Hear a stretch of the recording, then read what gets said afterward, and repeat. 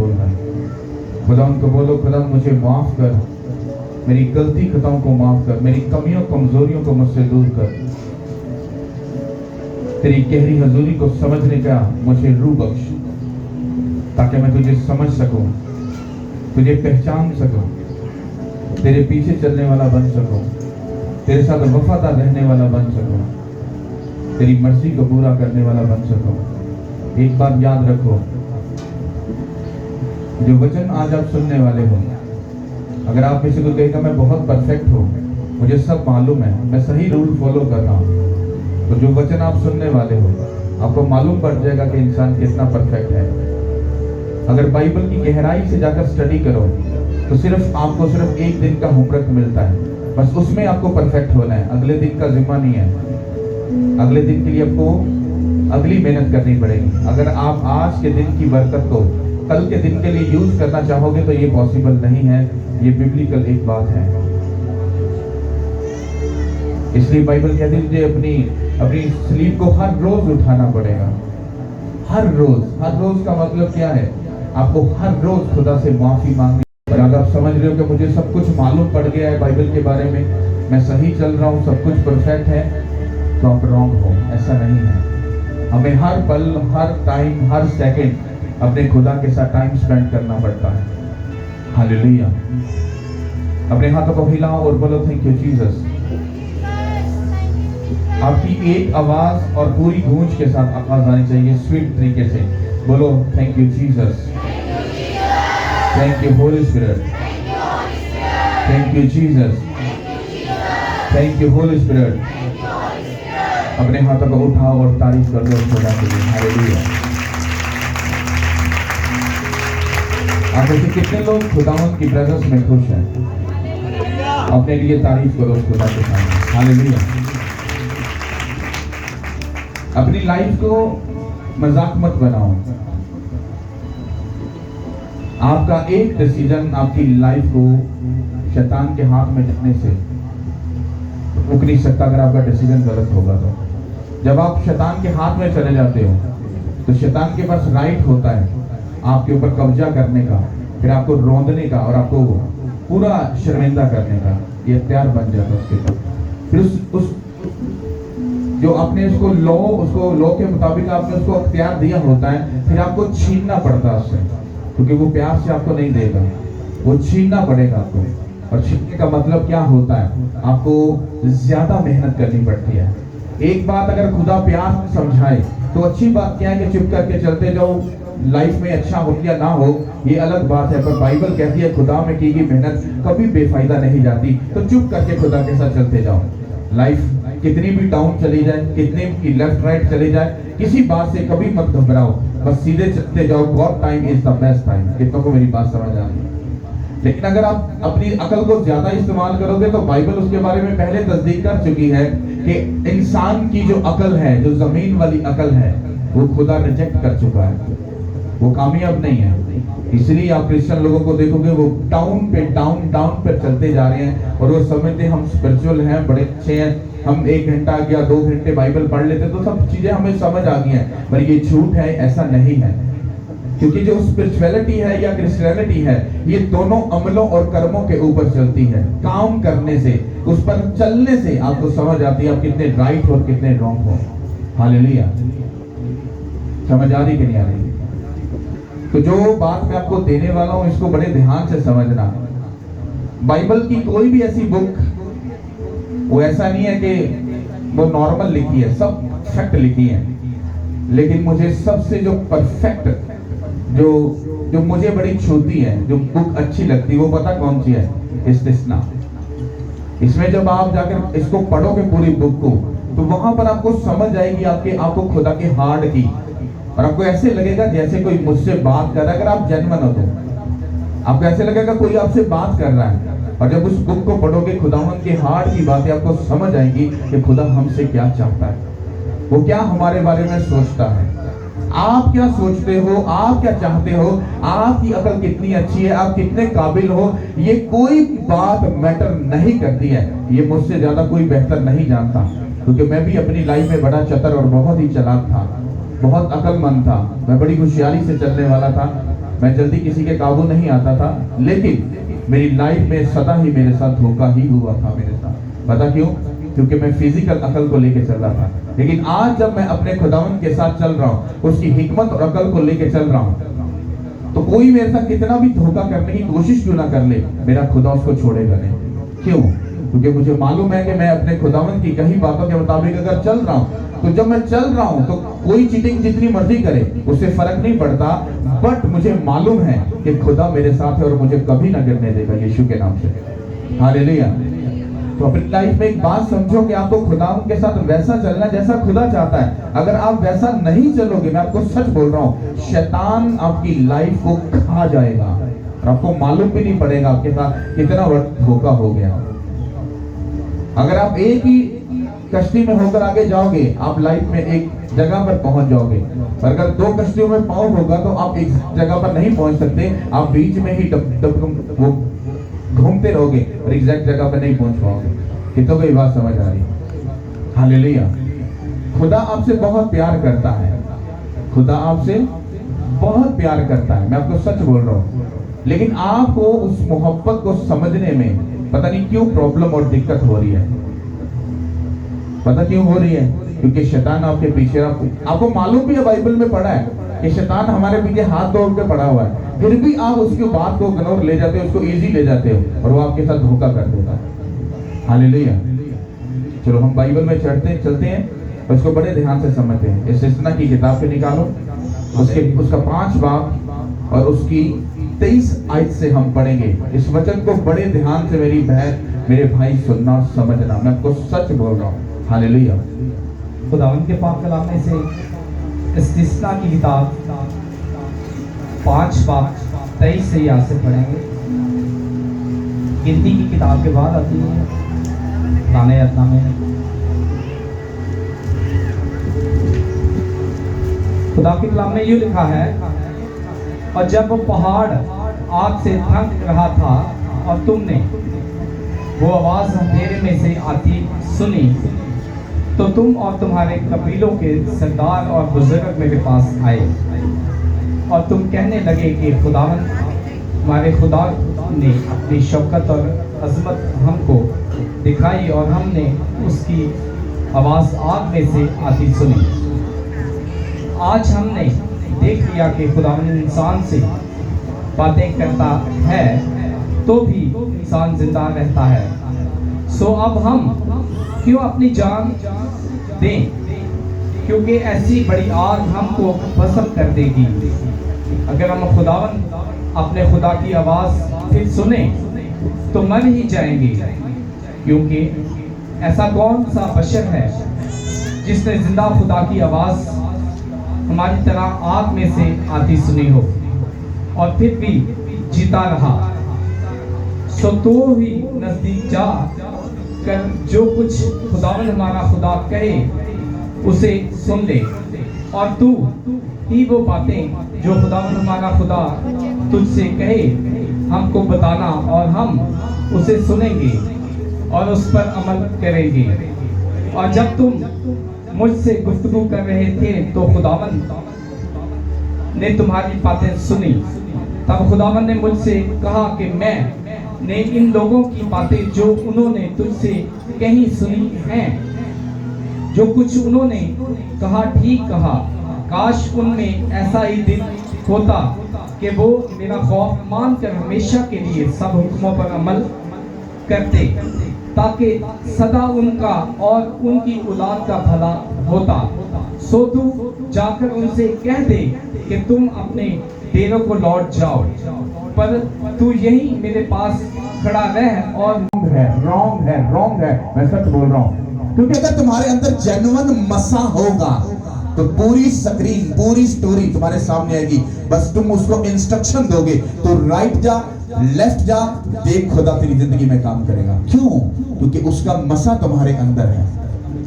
लेकिन तो इधर से मसला सुनना, इधर से भी सुनना, फिर कलीसिया के साथ खपना, भाई साहब ऐसा क्यों नहीं करते, ऐसा क्यों नहीं करते, ये क्यों नहीं करते। तो होता क्या है, आप खुद भी खिंच जाते हो और कलीसिया भी खिंच जाती है। जब काम नहीं होएगा तो कलीसिया खिंच जाएगी।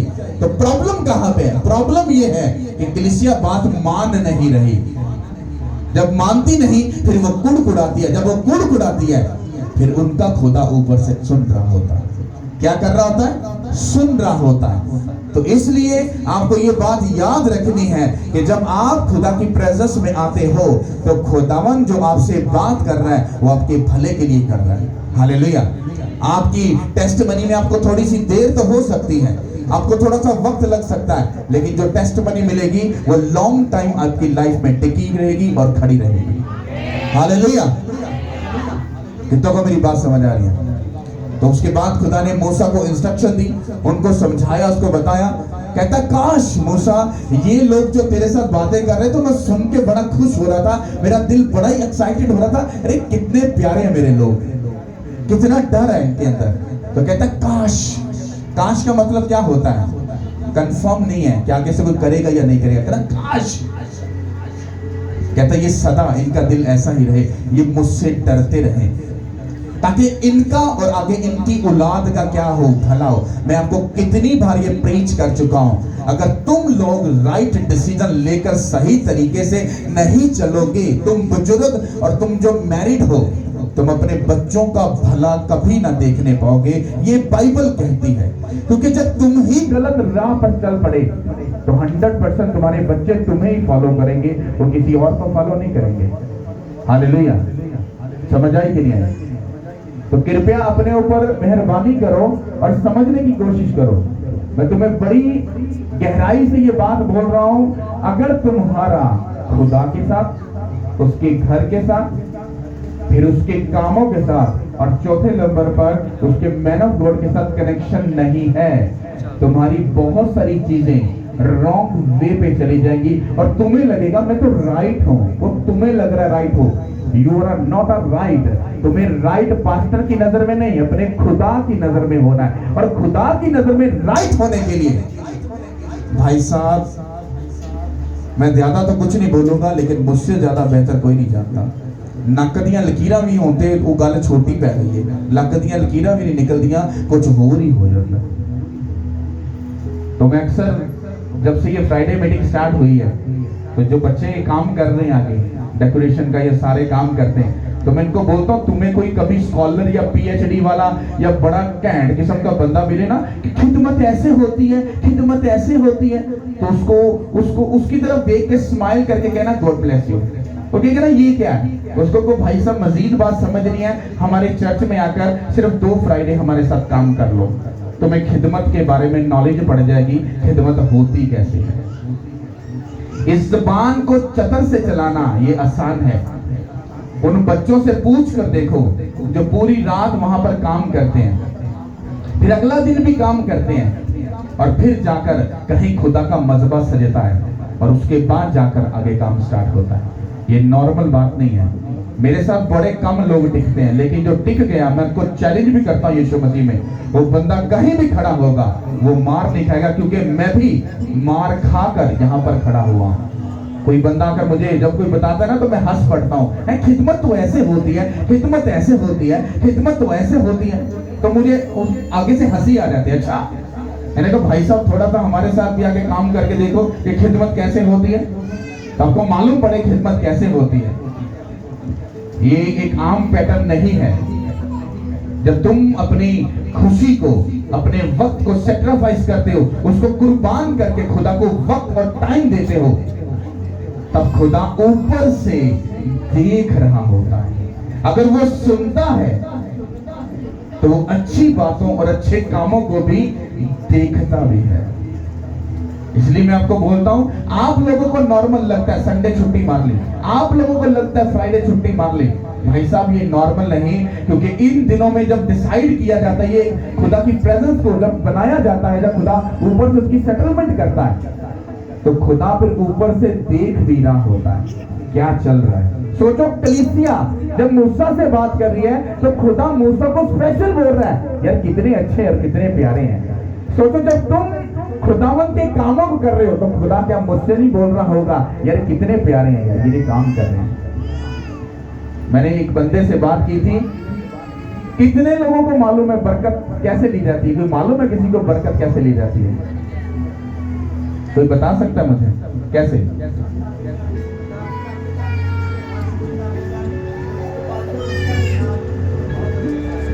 तारीफ करो इस बात की।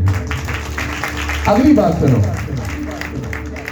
कुछ लोग अपने तरीके से चलकर या अपने स्टाइल से चलकर वो कहते हैं मैंने बरकत ले ली। बरकत कैसे मिलती है? यकूब को कितने लोग जानते हैं? उसने अपने बेटे यीशु को क्या बोला था? कहता मेरा मन पसंद खाना तो शिकार मार के ले गया, फिर बनाकर मुझे खिला ताकि मैं दिल से खुश होकर तुझे क्या दूं? बरकत दूं। अलीशा ने क्या कहा था अपने स्पिरिचुअल फादर को? उसने कहा तुझे क्या चाहिए? कहता मुझे तेरा डबल मसा चाहिए। मुझे क्या अच्छा, उसको स्टडी करो, तुम्हें मालूम पड़ेगा जो अलीशा था वो एलिया के पांव धोने वाला, हाथ धोने वाला, उसको खाना खिलाने वाला, उसकी खिदमत करने वाला था। तो आपकी जिंदगी में बरकत कब ट्रांसफर होती है?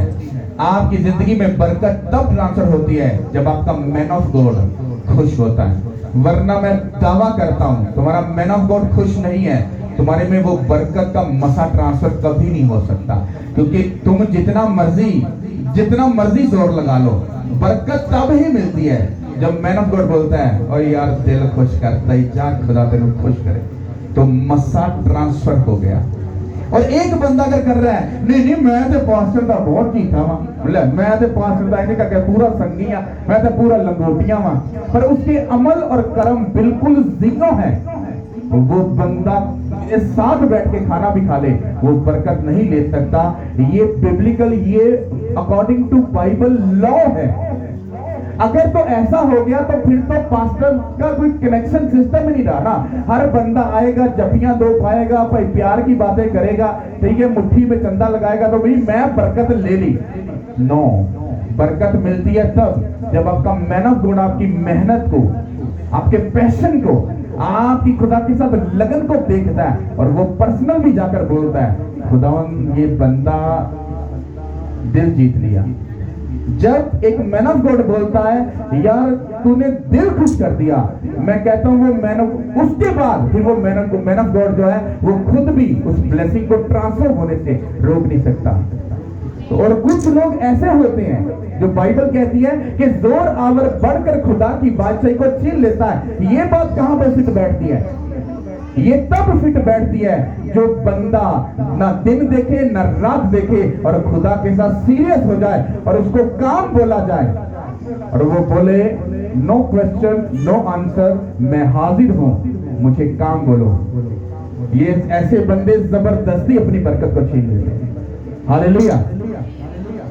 तो ये बात याद रखना, मैं मैसेज से कहीं और नहीं जा रहा, मैं उसके बीच में हूं, ये बात याद रखना। इसलिए तुम्हें बीच में प्रीच भी कर दिया कि जो सुन रहे हो उसको सुनो। बीच में अगर तुम बड़े स्कॉलर हो, तुम्हें बड़ा अच्छा कलाम आता है तो खुदा से दुआ करो खुदा तुम्हें यूज करे, क्योंकि जो आगे भेड़े चराने वाले या फसल काटने वाले वो बहुत कम है, ज्यादा कोई नहीं है। तो इट्टो पुट्टो पादरी निकला तो ऐसा कुछ नहीं है, थोड़े भी पादरी नहीं। अगर ज्यादा होते ना तो कलीसिया में बहुत बड़ी बेदारी होती, कुछ भी नहीं है। हालेलुया। आगे हम 6 बाब से पढ़ेंगे, बड़े ध्यान से सुनना इसको। हालेलुया। ये वो फरमान और आइन और अहकाम हैं जिनको खुदावन तुम्हारे खुदा ने तुमको सिखाने का हुक्म दिया है, ताकि तुम उन पर उस मुल्क में अमल करो जिस पर कब्जा करने के लिए पार जाने को हो, और तू अपने बेटों और पोतों समेत दामन अपने खुदा का खौफ मानकर उसके तमाम आयत और अहकाम पर जो मैं तुझको बताता हूँ जिंदगी भर अमल करना, ताकि तेरी उम्र दराज हो। सब बोलो आमीन, सब बोलो आमीन। और ये वो फरमान और आइन और अहकाम है जिनको खुदावन तुम्हारे खुदा ने तुमको सिखाने के लिए हुक्म दिया, ताकि तुम उस मुल्क में अमल करो जिस पर कब्जा करने के लिए पार जाने को हो, और तू अपने बेटे और पोतों समेत। जब आपको मैं बता रहा हूं कि खुदा के कानून से हटकर आप आगे नहीं जा सकते, तो मैं तो सिर्फ आपके बच्चों के बारे में बोल रहा हूं ना। अपने बच्चों को बचाओ, पर बाइबल कहती है तुम्हारे बच्चों के जो बच्चे हैं, भाई साहब तुम्हारी जिम्मेदारी उन पर भी है कि तुमको उनको भी सिखाना है कि जो हुक्म और कवानीन मैं तुम्हें दे रहा हूं, कहता वफादारी से उनको मानना, ताकि तुम और तुम्हारा घराना, तुम्हारी नस्लें बरकत पाए। हालेलुया। कहता जो हुक्म तुम्हें बताए जा रहे हैं, और कहता जिस मुल्क में तुम जा रहे हो कब्जा करने के लिए, इसका मतलब क्या है? आज के टाइम में हम शैतान पर कब्जा करने के लिए हम चुने गए हैं। कहता कि उस शैतान पर कब्जा पाने के लिए जब तुम जा रहे हो, तो कहता बिना मेरे कानून, बिना मेरी इंस्ट्रक्शन और बिना मेरे अहकाम के तुम उस शैतान पर कब्जा कभी नहीं करने पाओगे।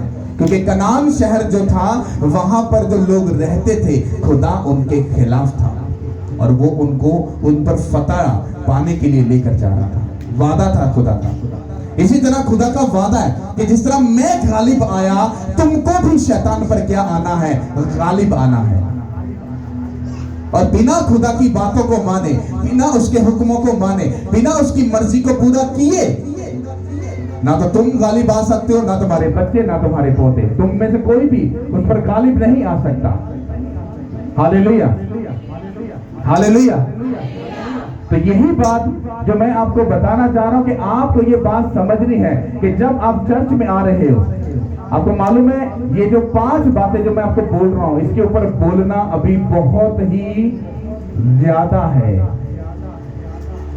बनी इस्राएल कौम ने खुदा के बड़े बड़े मौजों को आंखों से देखकर जो तीसरे दिन भूल जाते थे। तो सोचो, जब मैं तुम्हें बार बार प्रीच कर रहा हूं, रोजा रखो, रोजा रखो, प्रेयर करो, प्रेयर करो, प्रेयर करो, तुमको तो शायद ये भी नहीं मालूम होगा कि पिछले संडे फ्राइडे जो मैसेज सुनाया वो कौन सा है, वो भी भूल चुके होंगे। तो फिर तुम्हें खुदा के कानून और कवानीन और उसकी इंस्ट्रक्शन है वो कैसे याद रहेगी? हालेलुया। समझ आई कि नहीं आई? तो ये बात याद रखो कि फास्टिंग का जो टॉपिक चल रहा है, तुम्हें अपनी जिंदगी पर अगर काबू पाना है, अपने बदन पर अगर काबू पाना है, अपनी उन चीजों के ऊपर अगर काबू पाना है, मैं तुम्हें सच बोल रहा हूं और चैलेंज कर रहा हूं, फास्टिंग को पकड़ लो और फास्टिंग रखने वाली मशीन बन जाओ। ये हमारे आत्मिक पिता बोलते हैं। केड़ी मशीन बन जाओ? केड़ी मशीन बन जाओ? केड़ी मशीन बन जाओ? मतलब लोग तुम्हें पूछ के वो कहीं तू बनता क्या है, तू है क्या है? तो मैंने इस मिसाल को कायम किया है। मुझे जब कोई इनवाइट करता, कुछ भी करता, तो वो पहले पूछ लेता है, भाई साहब इनवाइट करना था, भाई साहब फास्टिंग चलते हैं, भाई साहब थोड़ा समझ नहीं आती, इधर से प्रॉमिस करते हो जी मैं आऊंगा, और जब पूछते हो तो कहते हो फास्टिंग है। तो मैंने कहा फास्टिंग में बुला लो, इसमें क्या है? कहता इस तरह तो मजा नहीं आएगा, क्योंकि हम अपना दिल खोलकर आपको अपनी मोहब्बत दिखाना चाहते हैं। हालेलुया। तो मैंने इस बात को अपने अमलों से और कर्मों से बनाया है। मेरे बारे में ये बात कंजस्टेड लाइफ लगेगी, लेकिन अगर वो 40 डे की आदत आपको पड़ गई, आप लोगों के साथ बहुत कम रहोगे। हालेलुया। मुझे ये आदत पड़ चुकी है। मैं किसी के साथ 5 मिनट फिजिकल अगर बैठ जाऊं, तो मुझे मालूम पड़ जाए कि ये फिजिकल टॉपिक चल रहा है, तो मुझे अंदर से खिंच आनी शुरू होगी और मैं बंदे को 5 मिनट क्या 6वें मिनट में उसको फारिग कर दूंगा। भाई साहब सॉरी टू से, मैं बिजी हूँ, मैंने बाइबल पढ़नी, आप जा सकते हो। लेकिन अगर वो खुदा की बात कर रहा है और खुदावंद मुझसे कोई बात कर रहा है कि तूने इसको काउंसलिंग करनी, इसको गाइड करना है, तो मुझे 10 घंटे भी उसके साथ बैठने पड़े, मुझे फर्क नहीं पड़ता, क्योंकि वो खुदा की भेड़ है और उसको खुदा के पास आना है। हालेलुया। समझ आ रही कि नहीं आ रही?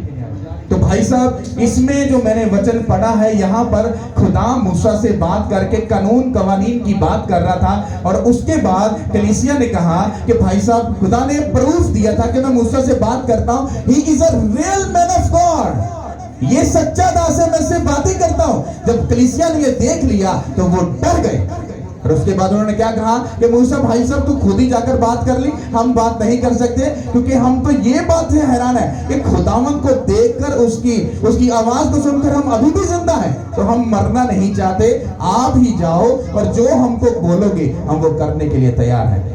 और जब वो ऐसी बातें कर रहे थे, तो बाइबल ये कहती है कि खुदा ने वो सुना और खुदा को अच्छा लगा, उसने कहा मुझे बड़ा अच्छा लगा। कहता काश ये सदा ऐसे चले और मैं सदा इन पर अपनी बरकतें निछावर करता रहूं। हालेलुया। कहता बस अब तू इनको भेज और जो कवानीन और कानून जो मैं तुझे बताऊंगा, कहता इनको बता, इनको सिखा, इनको समझा और इनसे ये बोल कि तुम्हें ये कानून फॉलो करने हैं, फिर अपने बच्चों को भी सिखाने हैं, फिर अपने बच्चों के बच्चों को भी। तुम्हारी जिम्मेदारी है, तुमने सिखाकर मरना है। खुदा से बोलो मुझे उम्र की तराजू बख्श, ताकि तेरे वचन को मैं पूरा कर सकूं। क्योंकि जब तुम बोलोगे खुदा मुझे उम्र की तराजू बख्श, वो पूछेगा क्यों? खुदा इसलिए क्योंकि तूने कहा है कि तू अपनी औलाद को और अपनी औलाद की औलाद को भी तो मेरा वचन सिखा के जाना। तो खुदा नबी को मैंने अपने बच्चों को सिखाया, अभी मैंने अपने बच्चों के बच्चों को सिखाना। तो कैसी हैरानगी वाली बात है, तुम्हें मालूम ही नहीं, तुम जिंदगी की ब्लेसिंग्स को मांग रहे हो, पर बीच में मकसद किसका है? उस खुदा का। हालेलुया। और तुम अपने बच्चों के बच्चों को सिखाने के लिए वेट कर रहे हो। तुम कितने खुशकिस्मत हो। कुछ तो ऐसे जिन्होंने अपने बच्चों के बच्चों छोड़ो, उन्होंने अपने बच्चों के बच्चे नहीं देखे अपने बच्चों के। जो कितनों को मेरी बात समझ आई? हालेलुया। मतलब एक माँ बाप है, उसके बच्चे हो गए और आगे से औलाद नहीं है, लेकिन बाइबल कहती है तो अपने बच्चों के बच्चों को सिखाना। इसका मतलब है वो तुम्हें कुछ बड़ा दिखाना चाहता है, वो तुम्हें लंबी जिंदगी देना चाहता है, वो तुम्हें बड़ी ब्लेसिंग देना चाहता है, वो तुम्हारे जो पोते हैं उनकी भी ब्लेसिंग को तुम्हें दिखाना चाहता है। मैं कितना बड़ा वफादार खुदा हूं। और आप क्या सोच कर बैठे हो? आप बिजी हो। मैं आपको सच बोल रहा हूं, अब तो मैं खुल के ये बात आपको बोल सकता हूं। आप अगर समझ रहे हो ना कि आपका बिजनेस बहुत मैटर कर रहा है, आप खुदा को सपोर्ट करोगे, तो वो भी रॉन्ग है भाई साहब। अगर तुम खुदा को टाइम नहीं दे रहे तो भाई साहब बहुत कुछ गलत हो रहा है। आपका खुदा की प्रेजेंस में होना ये बड़ा ही जरूरी है। आप बिलीव करो, मैं एक दिन, ये बहुत बड़ा टाइम बता रहा हूं, जस्ट वन डे अगर मैं खुदा की प्रेजेंस में कहीं इधर उधर हो जाऊं तो मुझे ऐसा लगता है कि मैं कुछ ही टाइम के बाद हो सकता है मर जाऊं। मेरी जिंदगी ऐसी हो जाती है। इसका मतलब क्या हुआ कि मुझे अपने तन मन से खुदा को प्यार करने की, उसके साथ रहने की आदत है। और अभी भी खुदा ये बोल रहा है, अभी ये काम पूरा नहीं है जैसा मैं चाहता हूं, अभी तो वैसा टाइम नहीं दे रहा। और वो टाइम मैं पता क्यों नहीं दे पा रहा? आप लोगों की वजह से। पास्टर जी साढ़े से कादा केस पाता जो पुत इस करके पाता वे क्योंकि जो मैं प्रेयर करनी होंदी है, जो मैं करना होंदा है, तो चर्च दे फिर सारे काम मनु ही बाहर आके करने पड़ते हैं, तो फिर मेरा टाइम खराब हो जाता है। और जिस दिन तुम वफादारी के उस लिबास को पहनकर वफादारी से खड़े हो जाओगे और मुझे पूरा टाइम दोगे कि मैं उसके साथ बैठ सकूं, बात कर सकूं, और तुम खुदा के बड़े कामों को फिर देखोगे यीशु के नाम से। Hallelujah, hallelujah. कितनों को ये वचन समझ आया? ओके, एक वर्ष हम पढ़ेंगे, उसमें आपको पूरी बातों का जो निचोड़ है वो समझ आएगा।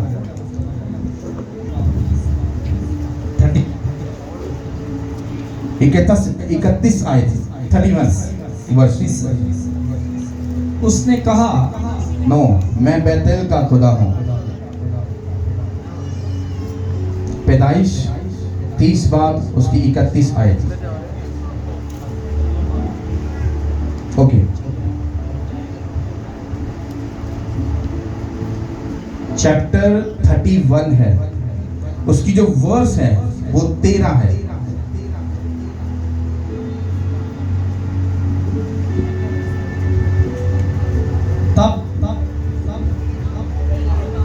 मैं बैतल अहल का खुदा हूँ, जहाँ तूने सतून पर तेल डाला और मेरी मन्नत मानी।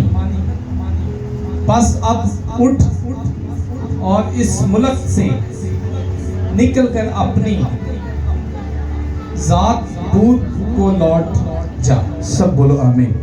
इस वर्ष को बड़े ध्यान से समझना।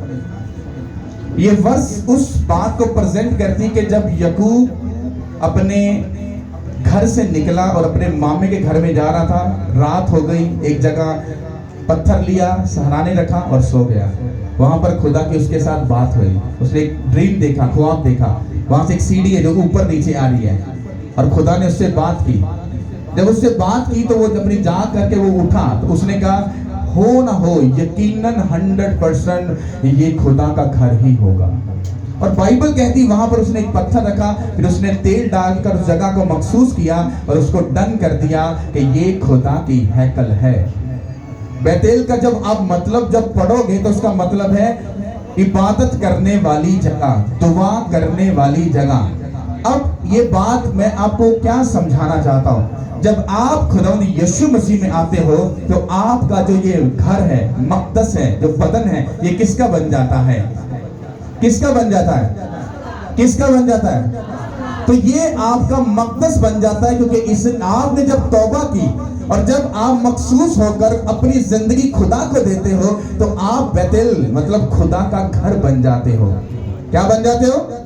जब खुदा का घर बन जाते हो तो उसके बाद जब आपकी जो लाइफ है, वो आपकी जो जिंदगी, आपका घर जो होता है वो किसका हो जाता है? वो खुदा का हो जाता है। अब जब आपका घर खुदा का है तो बाइबल कहती है कि याकूब ने वहां पर मन्नत मांगी थी कि अगर मुझे पहनने को कपड़े, खाने को तू अगर दे और मेरे पूरे आने जाने में तू मेरी अगर मदद, रहनुमाई मेरा खुदा रहे, तो कहता 100% तू मेरा खुदा होगा, क्योंकि मैंने ये मन्नत मांगी। और बाइबल कहती है ये मन्नत खुदा ने सुनी भी, और इस मन्नत को यहाँ पर खुदा ने रिपीट करके बोला कि मैं वही खुदा हूँ जहां पर तूने अपना मज़बा बनाया था।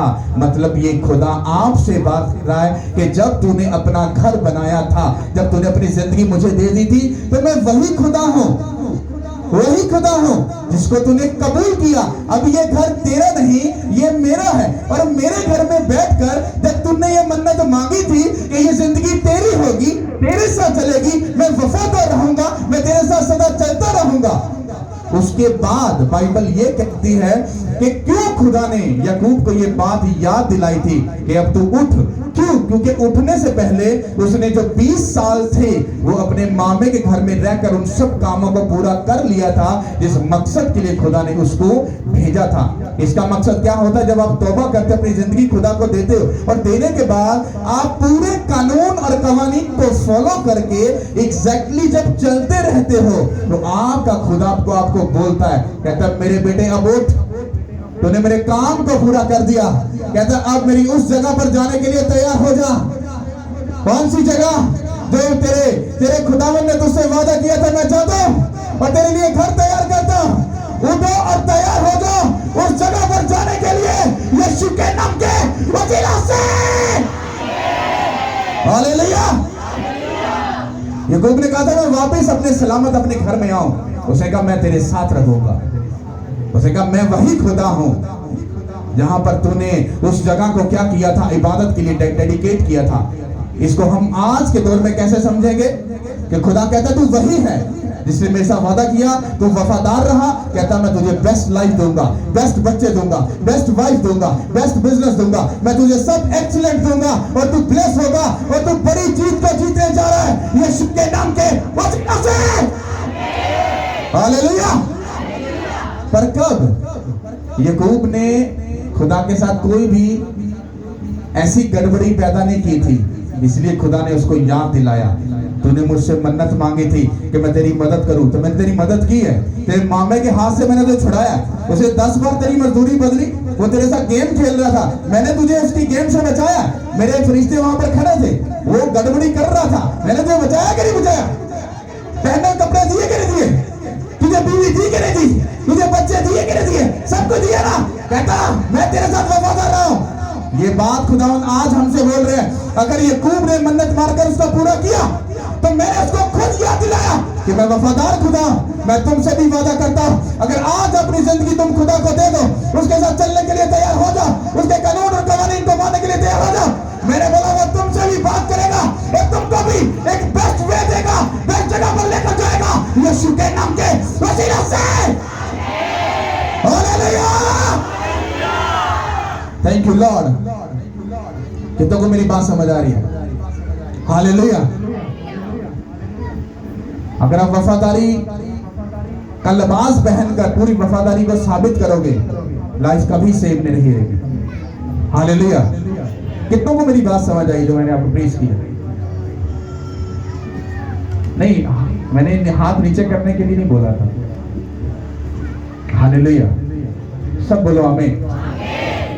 तो सारे मैसेज को जो इतना लंबा मैसेज हुआ है, तो मैं आपको सिंपल सी बात बताता हूँ।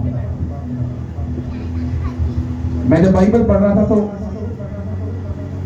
यही मैसेज था मेरे पास, एक ही वर्ष थी।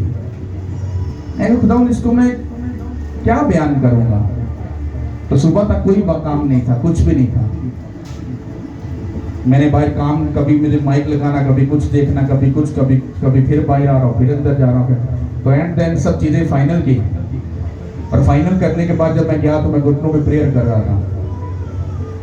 तो इसलिए इस्तिस्ना की किताब ऐसे ही ना, चैप्टर ऐसे हुआ, ये आप लोग ऐसे टूट के ऐसे में इस्तेमाल मत करना, क्योंकि मुझे हम टाइम स्पेंड करते हैं तो इसलिए सब कुछ होता है। तो मैंने ऐसे खोला तो मेरे सामने ये आया। उसने कहा देख, कहता अगर ये लोग मेरे साथ कमिटमेंट करें, मेरे कानून को माने, तो कहता इतना इनकी जिंदगी का जितना सफर यकूब की तरह है, मैं इनके साथ रहूंगा। कहता मेरी बात समझ तुझे आई? मैंने कहा खुदावन बस तू बोल लिया, मुझे समझ आ गई, इतनी तो अकल तू मन देती है, मुझे समझ आ गई है। आप बिलीव करो, विद इन मैंने कहा 2 मिनट्स मुझे सारी बात ऐसे करके समझ आ गई। मुझे मालूम पड़ गया कि अगर ये वाली जो बात है जो हम अपनी जिंदगी में देखना चाहते हैं, कि हम क्या चाहते हैं, कितने लोग चाहते हैं खुदा उनके साथ रहे, उनके बच्चों के साथ रहे, उनके बिजनेसमैन के साथ रहे, सब लोग चाहते हैं ना। तो कहता कि याकूब ने मेरे साथ बैठ के कमिटमेंट की कि खुदावन जे तो मैं रोटी दवे, पान नु कपड़े दवे, फिर आन जान च मेरी मदद ते रहनुमाई करे, ते कहंदा यकीनन फिर तू मेरा खुदा होएगा। मैंने कहा अच्छा, मैंने कहा ओके। तो बाइबल कहती है 20 साल, 7 साल उसने लिया के लिए, 7 साल राहिल के लिए, और 6 साल उसने जो भेड़े आगे जो उसका बिजनेस बढ़ा था। तो टोटली 20 साल याकूब ने वहां पर रहा। और इमेजिन करो 20 साल खुदा याकूब के साथ रहा और उसको किसी भी जगह पे प्रॉब्लम नहीं आने दी। मामे ने बहुत गड़बड़ी की, धोखा देने की, खुदा ने उसके कान पकड़ा दिए। कहता ओए खबरदार, कोई गड़बड़ी नहीं करनी। तो खुदा ने मुझे कहा मैं भी इनके साथ, कहता बस इनकी तरफ से वो कमिटमेंट मेरे साथ होना बाकी है। ये कमिटमेंट कर ले कि खुदावन अगर तू हमें जिंदगी दे, तंदुरुस्ती दे, हमें ऊंचा करे, सरफराज करे, तो हम तेरे कानून और कवानीन को फॉलो सदा करते रहेंगे। और खुदावन ने कहा हाँ मैं करूंगा, हाँ मैं करूंगा, और वो आपके साथ करेगा, ये उसका प्रॉमिस है। हालेलुया। और वो आपको बेस्ट लाइफ यहाँ पर देकर आपको आपकी पूरी उम्र के मुताबिक यहाँ से लेकर जाकर फिर आगे भी दुनिया का आपको बेस्ट देगा। यही आपके लिए मैसेज है। हालेलुया।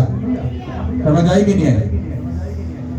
तुम्हें मालूम नहीं है, तुम्हारा संडे तुम्हारे रिश्तेदार के घर में तुम्हारे घर के लिए एक मातम है, तुम्हें मालूम है नहीं। और फ्राइडे हमारे लिए गिफ्ट है, क्योंकि एक दिन के मसा से तुम 6 दिन चला तो लोगे, लेकिन अगर एक्स्ट्रा कोई चीज मिल रही है तो तुम अच्छा गुजार लोगे। हालेलुया। और जैसे तुम छुट्टी मारते हो वो नॉर्मल चीज लगती है, लेकिन लाइफ में स्पिरिचुअल दुनिया में बहुत हलचल हो जाती है और तुम्हारा जो बैलेंस है वो बिगड़ जाता है और तुम कितना ही पीछे चले जाते हो। मैंने आपको एक सरमन दिया था कि जब अब्राहम को शुरू किया गया था तो उसके साथ कुछ प्रॉब्लम थी, लूत उसके साथ था, और जब तक वो लूत जुदा नहीं हुआ, दुनिया के सिस्टम दूर नहीं हुए, अब्राहम आगे नहीं बढ़ा। इसी तरह से तुम्हारी भी जर्नी, तुम्हारी स्पिरिचुअल लाइफ तब तक आगे नहीं जा सकती जब तक तुम दुनिया के कनेक्शन से, सब सिस्टम से आजाद होकर तुम सही तरीके के साथ कमिटमेंट करके खुदा के साथ नहीं चलोगे, तुम आगे नहीं बढ़ सकते। अब्राहम को फिर खुदा वहीं पर लेकर आया, फिर लूत को अलग किया, फिर कहता अब नजर उठा, ये सारी बरकतें। सब बोलो आमीन। तो खुदा आपके साथ